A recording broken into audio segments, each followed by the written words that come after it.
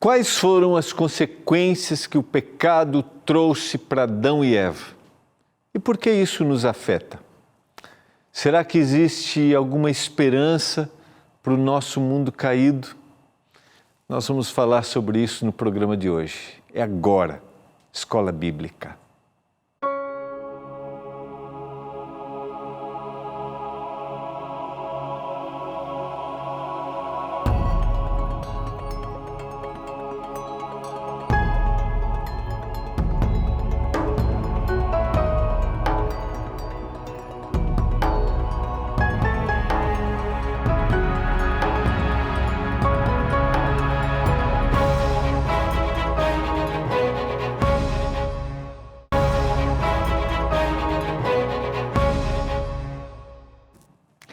Olá! Estamos juntos mais uma vez, começando mais um programa Escola Bíblica. Tudo bem com você?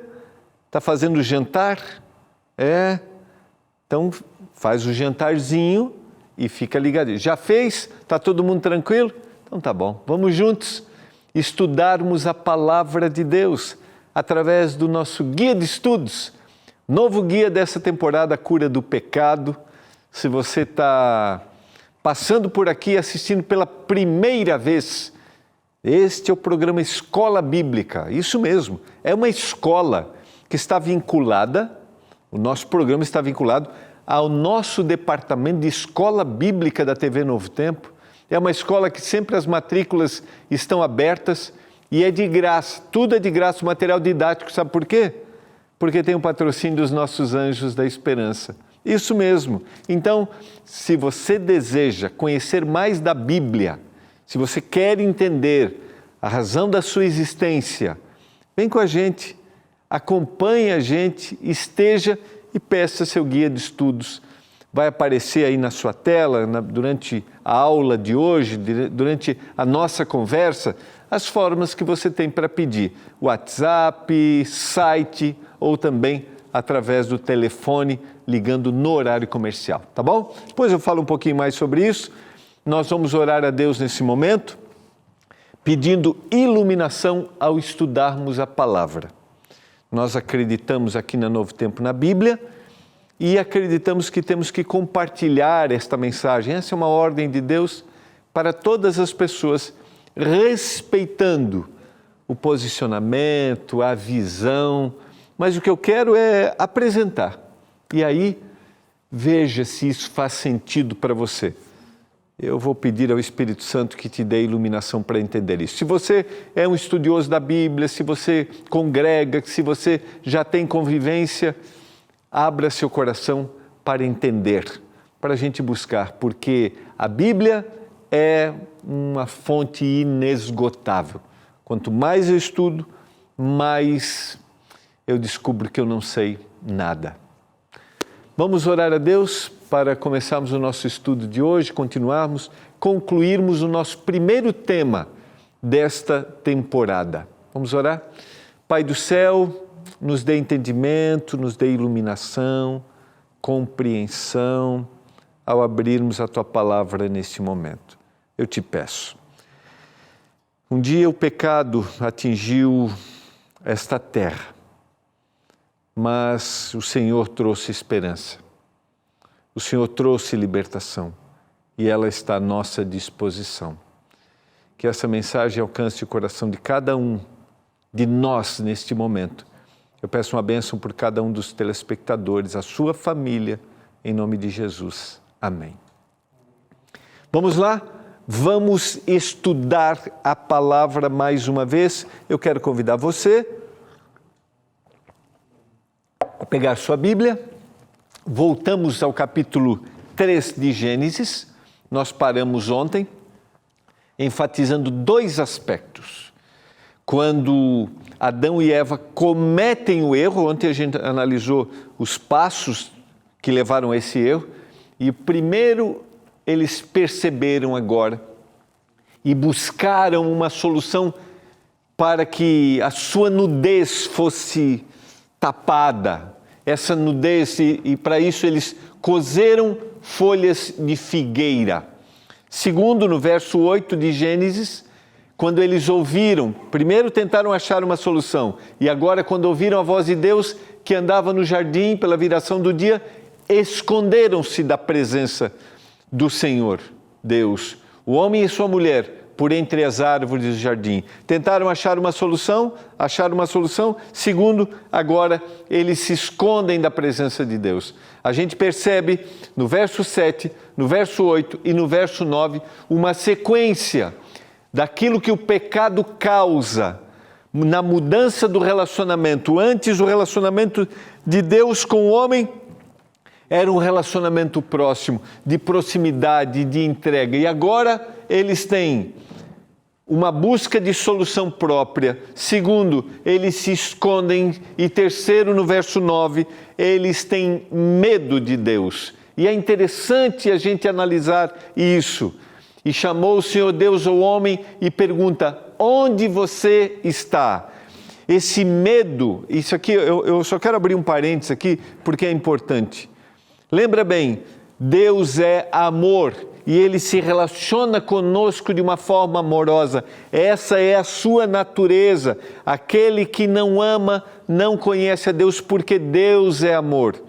Essa proximidade é uma proximidade amorosa. Lembra bem que esse amor aqui é a ação divina, é aquilo que Deus faz, o ato criador, aquilo que Deus coloca à disposição de Adão e Eva no jardim. E o pecado desvirtua essa imagem positiva de Deus. E agora, o Deus que é amoroso, eles têm medo dele. Vejam só que, essencialmente, o propósito do inimigo de Deus, ao levar o homem a pecar, é mudar a imagem correta de quem é Deus. Quando a Bíblia diz que o amor lança fora o medo, que a gente não ama por medo, a gente vê aqui que Adão e Eva quebraram esse laço amoroso. E esse laço amoroso precisa ser reconstruído, porque eles não olham mais para Deus dessa forma. Agora olham para Deus com medo de que Deus vai puni-los. E aqui nós temos uma ação divina no verso 9. A pergunta: onde vocês estão? Deus sabia onde eles estavam. Há uma sucessão de perguntas aqui. Ele respondeu: ouvi a tua voz no jardim e porque estava nu tive medo e me escondi. A reação, o rompimento daquele relacionamento. Vamos para as perguntas. Perguntou-lhe Deus, então a primeira pergunta: onde você está? A segunda pergunta: quem te fez saber que estavas nu? Comeste da árvore que te ordenei que não comesses? Vejam que é interessante essa sucessão de perguntas. A gente chama tecnicamente de perguntas retóricas. O que é uma pergunta retórica? É aquela que é para fazer a gente pensar. Eu não quero a resposta, eu quero que você pense na resposta. Porque em realidade Deus já sabia da resposta. Primeiro, Deus sabia onde eles estavam. Deus sabia aquilo que eles tinham feito. Deus sabe onde nós estamos. Deus sabe onde eu e você estamos. Nós não precisamos nos esconder. Nós nos escondemos porque temos vergonha. Nos escondemos porque temos medo de olhar nos olhos. Nós temos medo de reconhecer aquilo que fizemos. Porque antes de olharmos para Deus, nós precisamos olhar para nós mesmos. E às vezes nós não temos condições de olharmos para nós mesmos. E eu queria dizer para você, ontem eu terminei falando um pouquinho sobre isso, não existe pecado cometido pelo ser humano que Deus não possa perdoar. Eu posso olhar para mim e me achar indigno, mas quando eu olho através do olhar e do sacrifício de Jesus Cristo, o Senhor me torna digno de novo. Então, reconheça, eu não preciso ter vergonha. Eu preciso olhar para aquele que me liberta. Vamos voltar aqui às perguntas, porque elas são importantes. Talvez a gente tenha perguntas para a gente fazer para nós hoje. Quem te fez saber que estavas nu? Comesse da árvore que te ordenei que não comesses? Vejam só, todas as perguntas que Deus sabia. Aqui estão as perguntas retóricas, as perguntas que deveriam fazer com que Adão e Eva refletissem no ato. Talvez esse seja o grande desafio, nossa reflexão no ato. Quem conhece a Bíblia, lê normalmente, sabe que as perguntas de Deus têm um objetivo, mas as respostas que ele recebe não trouxeram para Adão e Eva verdadeira reflexão. Então disse o homem: a mulher que me deste por esposa, ela me deu da árvore e eu comi. Transferência de responsabilidade. Está dizendo assim, em realidade foi o Senhor que criou essa situação. Quando a gente não quer assumir algo que a gente fez de errado, a gente faz o caminho mais fácil, aparentemente mais fácil, porque esse pode ser um caminho muito mais terrível. Mas quando eu não quero assumir,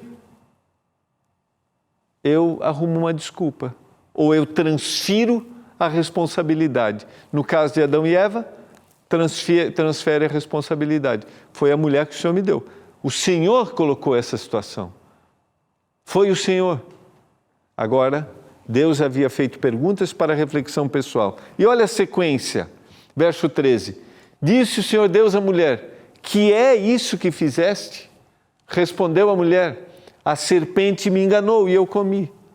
Adão coloca em Deus a responsabilidade. E Eva coloca agora: foi a serpente que me enganou. Os dois não assumem aquilo que eles haviam feito. É interessante a gente pensar nisso, porque enquanto a gente não assume aquilo que a gente fez, a gente não consegue se libertar. Enquanto a gente preserva e transfere e culpa o outro, nós continuamos sendo escravos do erro cometido. Aparentemente, parece ser mais fácil essa proteção, mas se não há confrontação, e ela começa comigo, com o que eu fiz de errado, não há libertação. Reflexão para a gente. Sequência, verso 14. Então o Senhor Deus disse à serpente: visto que isso fizesse, maldita és entre todos os animais domésticos e o és entre todos os animais selváticos. Rastejarás sobre o teu ventre e comerás pó todos os dias da tua vida. Se a gente fizer uma análise, não é nosso propósito aqui, a gente vai ver que há uma ação divina de consequência para a serpente, para Adão e para Eva. Deixa eu dizer uma coisa, Deus nos perdoa de tudo o que nós cometemos, tudo aquilo que cometemos, mas a consequência daquilo que nós cometemos muitas vezes não pode ser retirada, mas ao longo do tempo nós percebemos que por mais dura que seja essa consequência, a eternidade e a libertação em Jesus acalmam, aliviam essa dor. No caso da serpente, ela estava condenada a partir do momento que foi expulsa do céu. Não havia mais solução. Mas para mim e para você, para os erros que cometemos, há esperança, e a gente volta para falar sobre isso após o intervalo.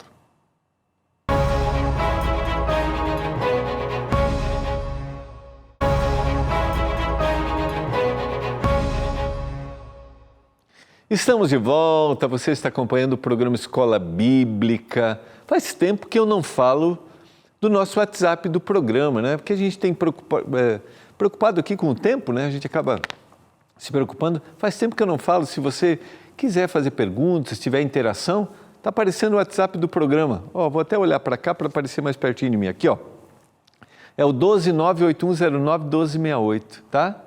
12981091268. Então, interação, manda para a gente, a Lídia está aí à disposição e agora tem a companheira da Lídia, a Iris, para ajudar também você com dúvidas, comentários que você tiver, tá bom? mande para a gente, que sempre é bom a gente estar junto. Vamos falar um pouquinho do Instagram? Podemos colocar o Instagram aqui do programa? Temos o Instagram aí, ó. Tá aqui, ó. @Escola Bíblica NT.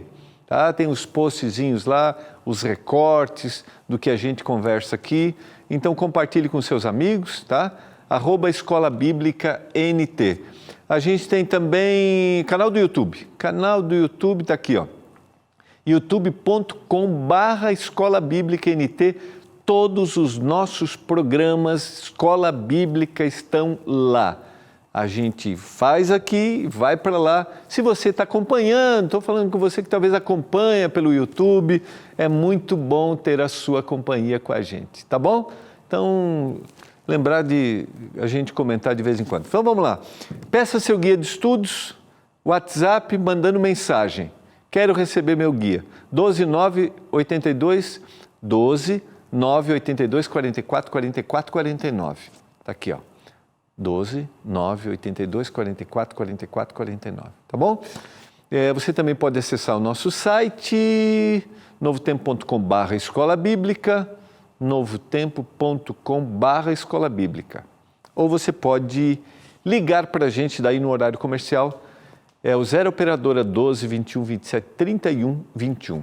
Não deixa de ter seu material didático, é importante você colocar aí, anotar e mandar suas dúvidas. Para a gente é um privilégio poder ter a sua companhia.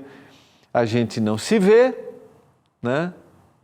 Você me vê, eu não te vejo, mas estamos numa escola para a gente crescer, aprendermos mais dos propósitos que Deus tem para a vida da gente. Vamos lá? Vamos terminar a lição número 1 para a gente entender a origem do mal.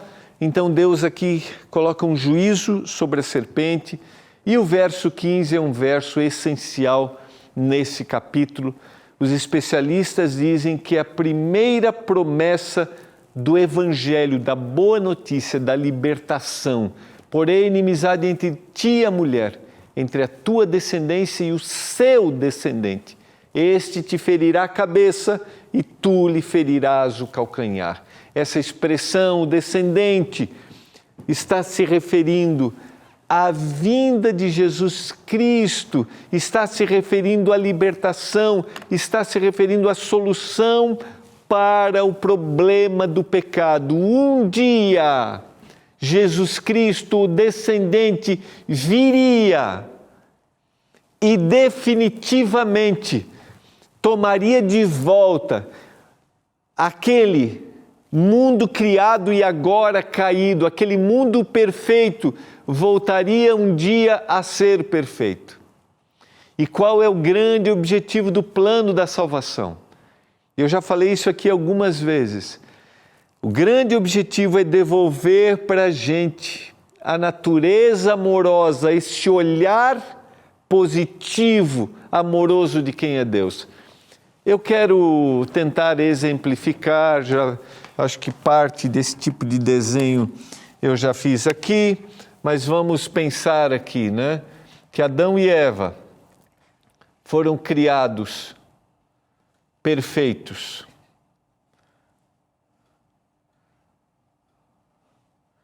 Foram criados perfeitos e agora a gente tem o lapso do pecado. A gente tem a consequência do pecado. A gente vai trabalhar um pouquinho isso a partir de segunda-feira. A gente vai mostrar para você as consequências do pecado, a dor e o sofrimento que a gente vive nesse mundo. Aqui a gente tem a consequência aqui, que é a morte. E o ser humano, a partir daqui, morre. Mas o Senhor precisava criar uma solução para isso. E a morte de Jesus Cristo, o sacrifício de Jesus é o caminho. Mas eu queria que você tivesse um outro olhar. O olhar que eles tinham para Deus antes do pecado era que Deus era um Deus amoroso. E depois do pecado, o olhar foi um olhar de medo. Por isso que eles se escondem. Mas quando Jesus Cristo vem à terra, quando Jesus Cristo morre, quando eles matavam cordeirinhos, e a gente tem ao longo de todo o Antigo Testamento, eles tinham aqui uma visão, a promessa de que um dia Jesus Cristo viria, e esta visão devolvia para o ser humano um olhar positivo de quem é Deus, que é um Deus amoroso, não um olhar de medo. E hoje nós vivemos o desafio de olharmos para Deus como um Deus de amor. E isso só é possível se nós olharmos para Jesus. Quando nós olhamos para Jesus, nós olhamos para a boa notícia e agora temos uma percepção clara e correta de quem é Deus.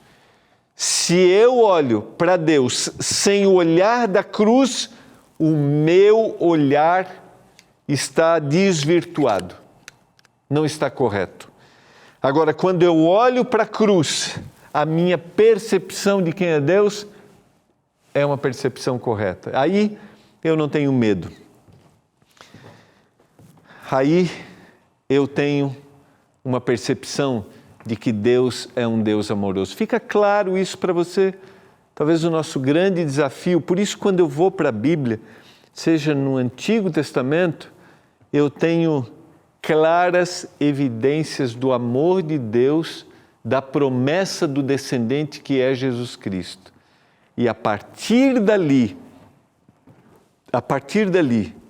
esperava-se o nascimento do descendente, o nascimento de Jesus Cristo. 2 Coríntios capítulo 5, verso 19 diz: a saber que Deus estava em Cristo reconciliando consigo o mundo, não imputando aos homens as suas transgressões, e nos confiou a palavra da reconciliação. Verso 20, de sorte que somos embaixadores em nome de Cristo, como se Deus exortasse por nosso intermédio, em nome de Cristo, pois rogamos que vos reconcilieis com Deus. Essa reconciliação, esse resgate acontece graças ao sacrifício de Jesus Cristo. Porque em Jesus nós somos reconciliados com Deus, como eu coloquei a ilustração no quadro. Sequência, Mateus capítulo 1, verso 23. E eis que a Virgem conceberá, o cumprimento profético aqui, e dará à luz a um filho, e ele será chamado pelo nome de Emanuel, que quer dizer Deus conosco. A vinda de Jesus é agora a evidência clara de que Deus nos ama. Por isso, São João capítulo 3, verso 16 vai dizer: porque Deus amou o mundo de tal maneira que deu seu Filho unigênito para que todo aquele que nele crê não pereça, mas tenha a vida eterna. Então, a vinda de Jesus Cristo, a apresentação de Jesus Cristo é devolver para o homem uma visão correta de que Deus é amor. Deus é justiça, Deus é misericórdia, Deus é amor. Em cada ato divino está a expressão do seu amor. Eu espero que isso fique claro para você, para a gente concluir. 1 João capítulo 3, verso 8, aquele que pratica o pecado procede do diabo, porque o diabo vive pecando desde o princípio, e para isto se manifestou o Filho de Deus, para destruir as obras do diabo. Verso 14, São João 1,14, e o Verbo se fez carne e habitou entre nós, cheio de graça e de verdade, e vimos a sua glória como do unigênito do Pai.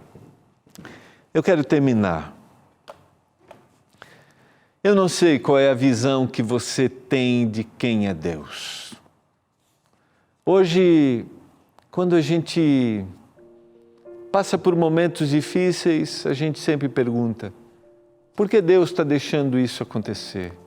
Quando a gente olha para o sofrimento desse mundo, e a gente vai entender isso ao longo dessa temporada, a gente olha, se Deus fosse amor, Ele não faria isso. São consequências do pecado. Porque Deus me ama. Deus ama você. Por isso Jesus Cristo é a clara evidência disso. Vamos orar. Pai do céu, obrigado por Jesus Cristo. Obrigado por essa demonstração de amor e pela reconciliação que nós temos nele.